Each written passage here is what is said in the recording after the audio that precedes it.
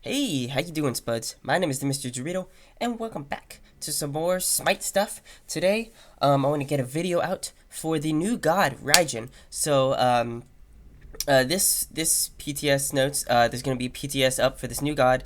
There's a couple different changes here, very small things. All they did was, for Spirit Magics, they removed the percent magical reduction and just gave it 30 magical production, or protection flat for the reduction, just to make it more for squishier targets. And they took off the cooldown reduction on the second tier of the Adventurer's Blade tier. What is it? The Adventurer's Blade item. So that doesn't give cooldown reduction, it gives crowd control reduction right now. And then they fixed Oni's Hunter Garb. But the big thing that we want to talk about, that we're just going to talk about, is Raijin. Raijin, new god, coming out on the PTS. He looks pretty cool. He is a mage. And let's just go through all his abilities. I even have the Smite game video up so you guys can all see that too. We'll go through that. So he's a mage. He's really, really big. Here, I'll show you. Where is he? What clarity he uses. That's right. You can build So he's actually pretty big. He's as big as Jean-Qui. Maybe a little bit smaller. He's more buff. That's for sure. He's not as fat. But man, look at that face. Whew. He is the demon, like child from Amaterasu. So yeah, cool. So passive. So he has to stack 4 basic attacks, or abilities. And when he stacks up 4, then he gets 30% magical power for his next ability. And that's a lot of power. So that's crazy. That's almost as crazy as Giannis's one, where he has to stack up his like portals and stuff on people. We'll see if that gets nerfed. I feel like it would. Percussive Storm. Oh, and by the way, he has just a bunch of drums. If you don't see in this, he's as people are calling him DK. He has a DK. What is it? What was that game? The conga drum game. Like Bongo Smash or whatever. I don't know what it's called. But yeah, he's a drum master and lightning god, I guess. So yeah, Percussive Storm. That's why his name. That's why that's the name of the ability. So think of it kind of like Isis is one, where he'll do. He actually does like 4 peals of thunder in a line, and let's actually watch this right here. We'll see how he does this. Team fight, just grant 1 charge. So he uses is going to stack this up. If you are willing to take the. So those are his basic attacks. So you can get it. And it really doesn't. Where is it? Okay, so here's his Percussive Storm.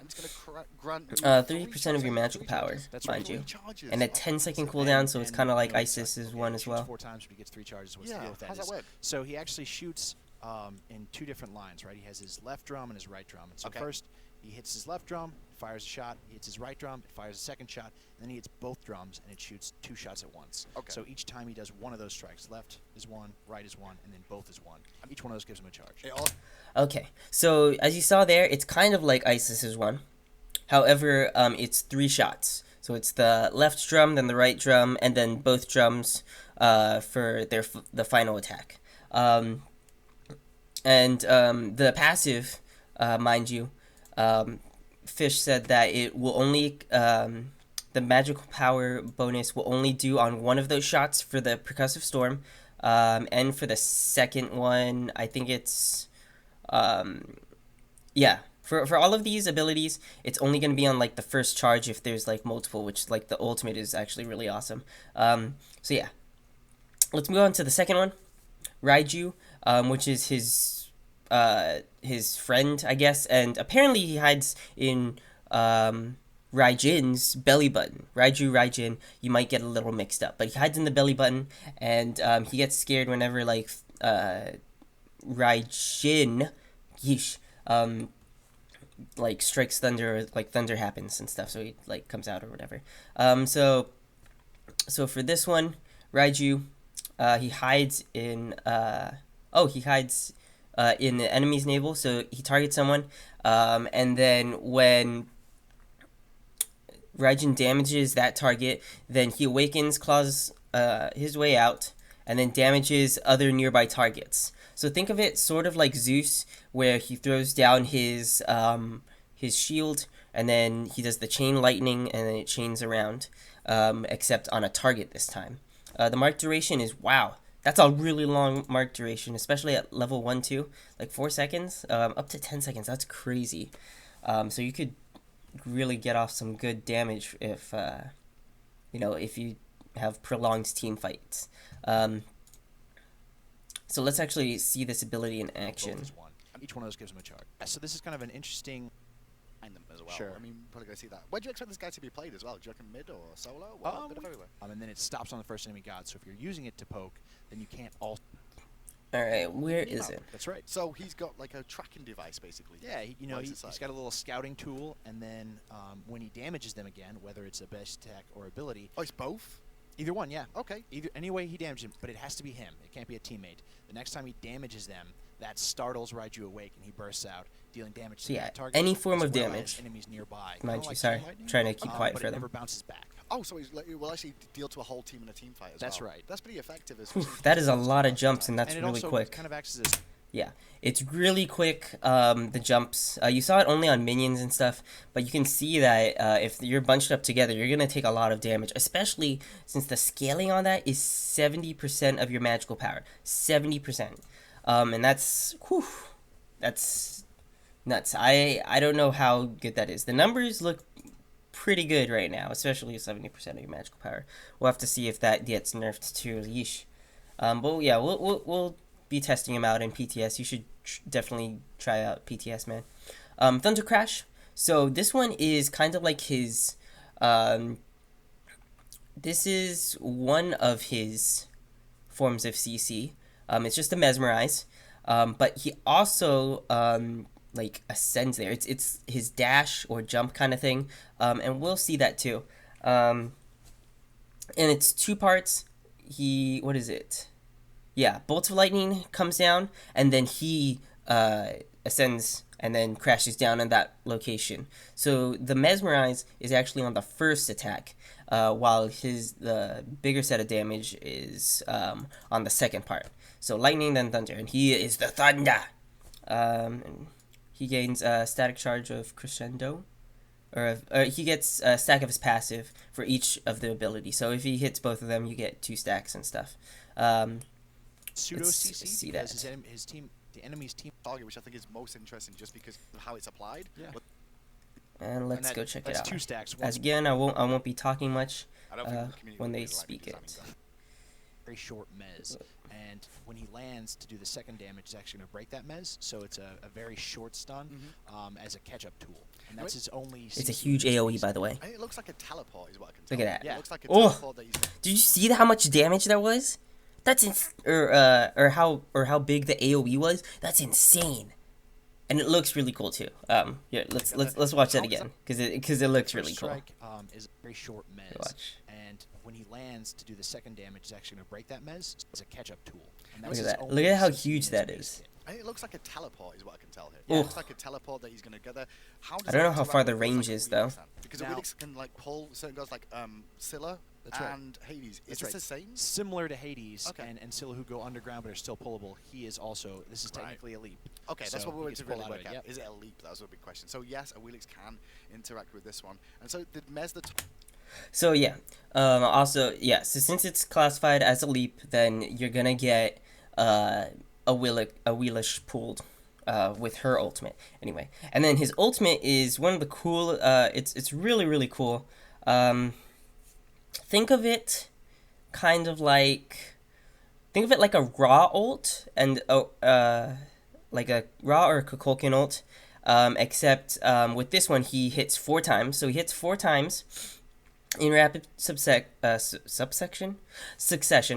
And his 1, 2, and 3, when you cast your ult, they become these 3 beats. And you can do any one of these beats by hitting those ones. And if you left click, you just automatically fire beat 1. Okay? If you hit 2, then you're gonna do beat 1 is just all the damage that it's supposed to do. Beat 2 is half the damage but with a taunt, and then beat 3 is half the damage with a fear. So I don't know how good the fear is gonna be.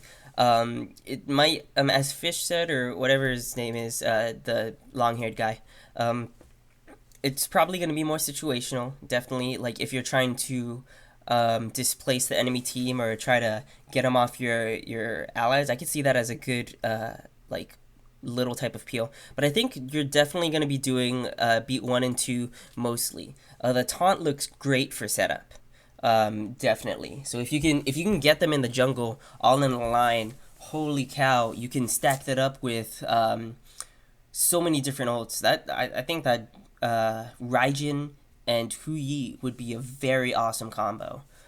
Just set up Huyi's ult with the Raijin ult with the taunts and stuff. Just keep hitting them. Yeah, that sounds scary. That sounds scary. Or like Athena into Raijin ult. Athena taunt into Raijin ult into Huyi ult is like, ooh. Yeah. He sounds like a really fun god, and he has this cool little skin too. He goes from like this gross thing to like a nice cool purple. So yeah, that's cool. Oh, also Rat got a skin, and Bastet got a cool skin, I guess, and Aphrodite got master skins finally.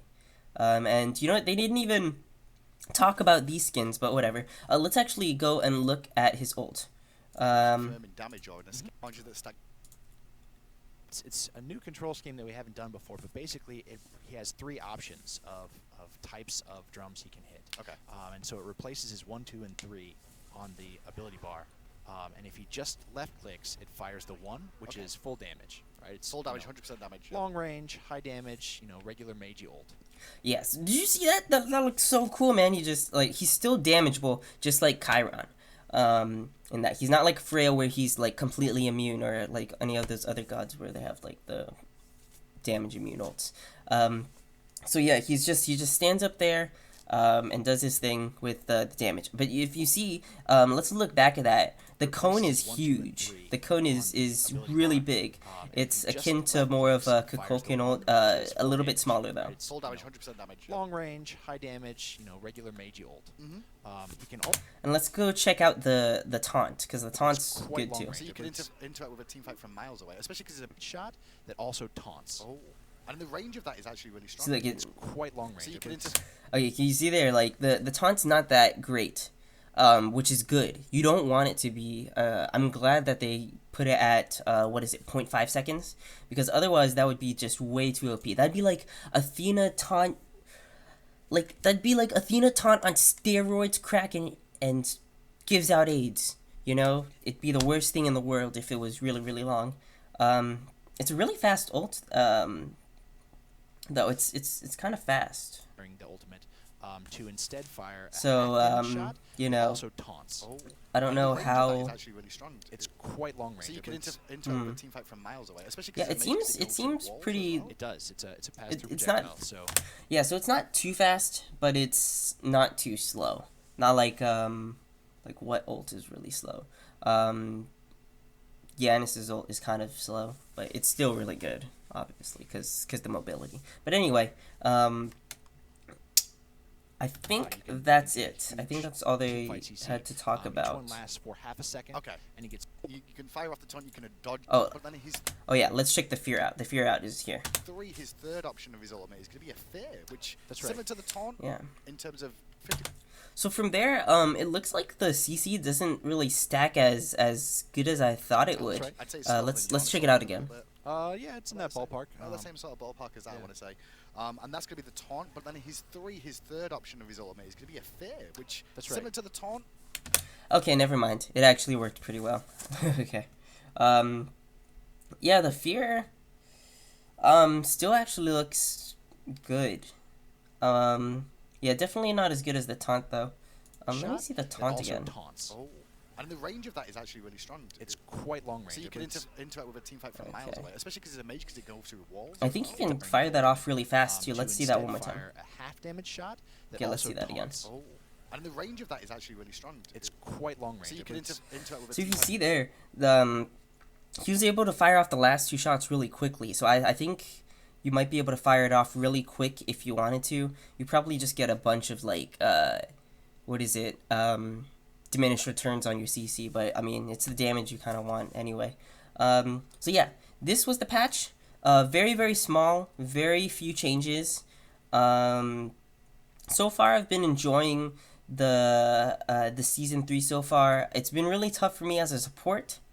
Not too bad though, honestly. With the builds that some people have been making up, that I can talk about later for supports, and different builds for mages. I've just been having a fun time just playing, honestly, and doing some new things and getting back into Conquest.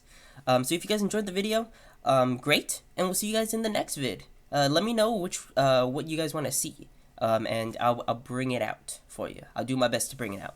All right, peace. Are you ready?